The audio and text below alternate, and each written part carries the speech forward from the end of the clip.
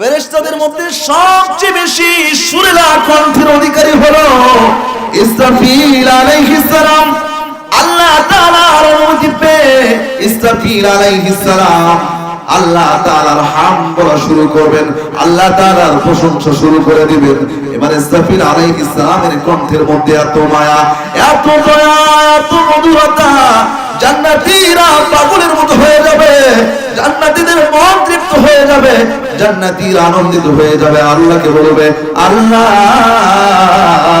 এই লোকটাকে বলো, এই লোকটা যেন কোনোদিন তেলাওয়াত বন্ধ না করে, এই লোকটা যেন তোমার হামদ পড়তেই থাকে, তোমার হামদের গীতি যেন সে গাইতেই থাকে, গাইতেই থাকে। কারণ তার কণ্ঠ শুনে আমাদের কলিজা ঠান্ডা হয়ে গেছে, আমরা তৃপ্ত হয়ে গেছি। জোরে বলেন সুবহানাল্লাহ।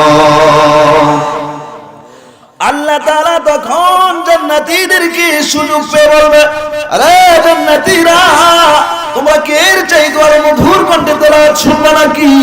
জান্নাতীরা তখন বলবে, আল্লাহ এর চাইতে আরো মধুর কণ্ঠের তেলাওয়াত হতে পারে, এটা তো আমরা ভাবতেই পারি না, কল্পনার বাইরে। আমার কেমন কথা রে আল্লাহ।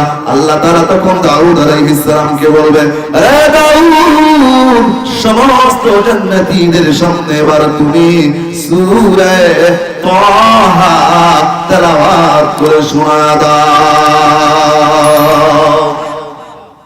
দুনিয়া যখন দাউদ আলাইহিস সালাম জাবুর তেলাওয়াত করতেন, আকাশ দিয়ে পাখি উড়া গেলে দাউদের কণ্ঠের তেলাওয়াত শুনলে পাখি নিচে নেমে আসতো। সমুদ্রের মৎস্যরাজি দাউদ আলাইহিস সালামের কণ্ঠে জাবুরের তেলাওয়াত শুনবার জন্য একেবারে কিনারায় চেপে আসতো। আল্লাহ তাআলা যখন দাউদ আলাইহিস সালামকে বলবেন, রে দাউদ সূরা তাহা তেলাওয়াত করে জান্নাতীদেরকে শোনা দাও, তিনি যখন তেলাওয়াত শুরু করে দিবেন, জান্নাতীরা পাগলের মতো হয়ে যাবে আনন্দের কারণে।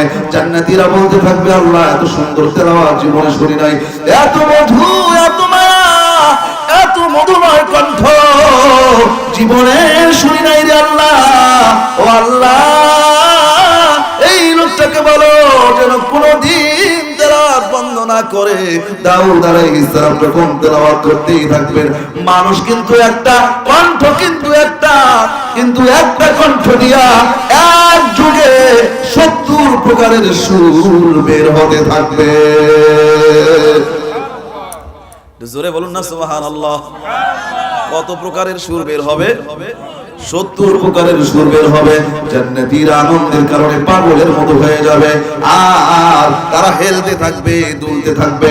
আল্লাহ তাআলা জান্নাতীদেরকে তখন বলবে, রে জান্নাতীরা, এর চাইতে আরো সুন্দর কণ্ঠে তেলাওয়াত শুনবে নাকি? জান্নাতীরা তখন আল্লাহকে বলবে, আল্লাহ এর চাইতে আরো মধুময় কণ্ঠ হতে পারে, আমাদের তো কল্পনায় ধরে না, আমাদের মাথায় তো ধরে না, আল্লাহ আমরা তো বুঝতেই পারছি না। আল্লাহ তাআলা তখন বলবে, ও বন্ধু মুহাম্মদ, তোমার উম্মত সারা জীবন তোমার কথা শুনেছে, তোমাকে দেখে নাই, তোমার উপরে কোরআন নাজিল করেছি আমি আল্লাহ।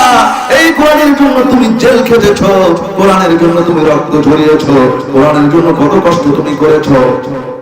তোমার উম্মত সেই কষ্টের কথা শুনে চোখের পানি ফেলেছে। আজ তুমি তোমার সেই জান্নাতি উম্মতদের সামনে গিয়া তোমার উপরে নাজিল হওয়া কোরআনের সূরা ইয়াসিন তেলাওয়াত করে শোনা দাও। এবার বলুন তো, আল্লাহর নবী, আমাদের নবী, বিশ্ব নবী যদি এরকম চেয়ারের সামনে বসে তেলাওয়াত করতে থাকে, আর আমরা যদি সামনে বসে থেকে শুনতে পারি, সেটা কেমন লাগবে, কেমন মজাটা হবে, কি আনন্দটাই না লাগবে, সেই অনুভূতি বলে প্রকাশ করা যাবে না। আল্লাহ নবী যদি সামনে বসে তেলাওয়াত করে, আমরা যদি সামনে বসে শুনতে পাই, সেটা কেমন লাগবে বলেন? মজা লাগবে কি লাগবে না? তাহলে সেই মাহফিলে থাকা দরকার আছে না নাই? আল্লাহ নবী সাল্লাল্লাহু আলাইহি ওয়াসাল্লাম আল্লাহ তাআলার অনুমতি পেয়ে তিনি সূরা ইয়াসিন তেলাওয়াত শুরু করে দিবেন। আল্লাহ নবী সাল্লাল্লাহু আলাইহি ওয়াসাল্লাম পড়তে থাকবেন, ইয়াসিন ওয়াল কুরআনিল হাকীম ইন্নাকা লামিনাল মুরসালিন আলা সিরাতিম মুস্তাকিম।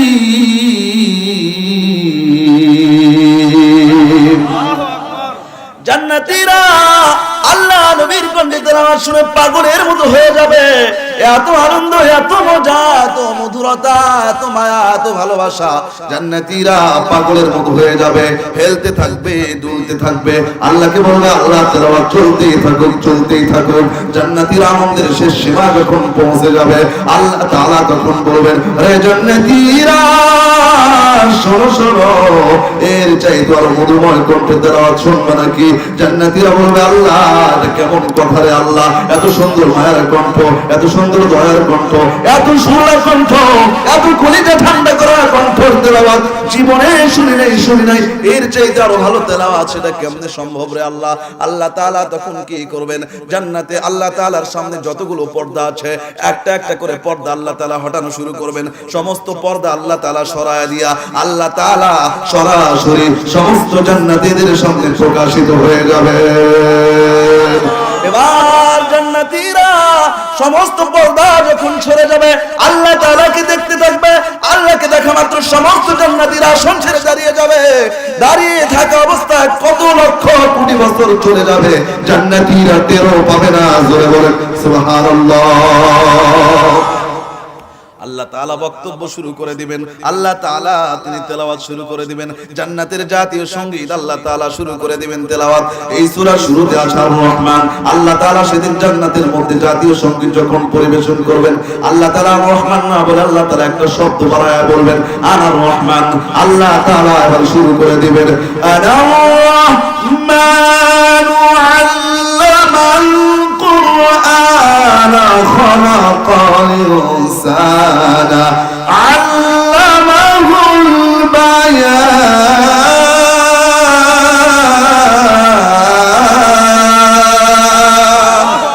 তেলাওয়াত করতেছে কে? জোরে বলেন না, তেলাওয়াত করতেছে কে? শুনতেছে কারা? কথা বলে না, শুনতেছে কারা? সেই জান্নাতি আমাদের থাকা দরকার আছে না নাই? বলেন সেই মাহফিল আমাদের থাকা দরকার আছে না নাই? আল্লাহ তাআলা যখন তেলাওয়াত করতেই থাকবেন, আল্লাহ তাআলার কণ্ঠের তেলাওয়াত শুনে সমস্ত জান্নাতীদের চেহারা আগে যত সুন্দর ছিল তার চাইতে আরো লক্ষ কোটি গুণ বেশি সুন্দর হয়ে যাবে। জোরে বলুন না সুবহানাল্লাহ। আল্লাহ তাআলাকে দেখা মাত্রই জান্নাতীদের সৌন্দর্য লক্ষ কোটি গুণ বেড়ে যাবে, তেলাওয়াত শুনে আরো লক্ষ কোটি গুণ বেড়ে যাবে। আল্লাহ তাআলা তেলাওয়াত করতেই থাকবেন, করতেই থাকবেন। হঠাৎ করে জান্নাতীদের হুর যারা আছে, হুর যারা আছে আল্লাহ তাআলার কাছে চিরকুট লিখবেন, আল্লাহ তাআলার কাছে চিঠি লিখবেন। আল্লাহকে বলবেন আল্লাহ তেলাওয়াত বন্ধ করো রে আল্লাহ, যদি শেষ না করো আমরা আমাদের স্বামীদেরকে হারায় ফেলবো, আমরা তো স্বামীদেরকে পাবো না, তাই আপনি সমাপ্ত করুন। আল্লাহ তাআলা যখন এবার তেলাওয়াত শেষ করে দিবেন, তেলাওয়াত শেষ করার পর আল্লাহর পক্ষ থেকে ঘোষণা হবে, রে জান্নাতীরা যাও যাও, এবার আপন আপন জান্নাতের মধ্যে তোমরা চলে যাও। সমস্ত জান্নাতীরা আল্লাহর কণ্ঠে তেলাওয়াত শুনে আল্লাহকে সরাসরি চোখে দেখার পর যখন নিজ নিজ জান্নাতের মধ্যে প্রবেশ করবে, আল্লাহ নবী সাল্লাল্লাহু আলাইহি ওয়াসাল্লাম সাহাবায়ে কেরামকে নিয়ে পূর্ণিমার চাঁদের রাত্রিতে হাঁটতেছেন আর বলতেছেন, দেখো এই যে পূর্ণিমার চাঁদ, এটা দেখতে কোনো সমস্যা হয়? সাহাবায়ে কেরাম বলেছেন না না, এটা দেখতে কোনো সমস্যা হয় না। আল্লাহ নবী বলেছেন তোমরা জান্নাতে গিয়ে আল্লাহ তাআলাকে এরকম দেখতে পাবে, কোনো সমস্যা হবে না। আল্লাহর সাথে আমরা সাক্ষাৎ করতে চাই কি চাই না? আল্লাহর সাথে দেখা করা লাগবে কি লাগবে না? আল্লাহর সাথে যদি কেউ দেখা করতে চায়, আল্লাহর দেখানো পথ, আল্লাহর দেখানো সিরাতে মুস্তাকিম, এই পথে জীবন পরিচালিত করতে হবে। আল্লাহর দেখানো পথ, আল্লাহর দেখানো মত, রাসূলের দেখানো পথ, দেখানো মতের উপরে জীবন পরিচালিত করতে হবে। ওইটার নাম সিরাতে মুস্তাকিম। এক কথায় জান্নাতে যাওয়ার পথ, যেই পথে চললে জান্নাতে যাওয়া যায়, ওই পথে আমাদেরকে জীবন পরিচালিত করতে হবে। তাহলে আল্লাহ তাআলা জান্নাতে